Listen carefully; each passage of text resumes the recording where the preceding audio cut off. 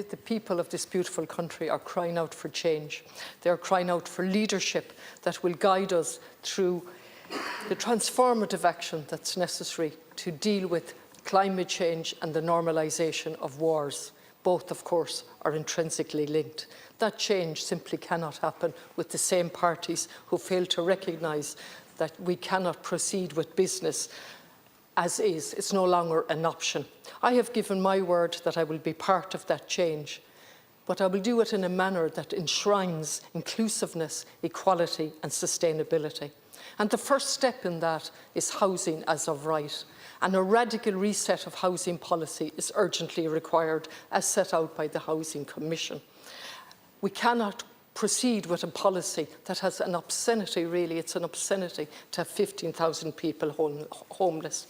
People in this country are desperately seeking to place their trust in a political system that delivers public services in return for taxation.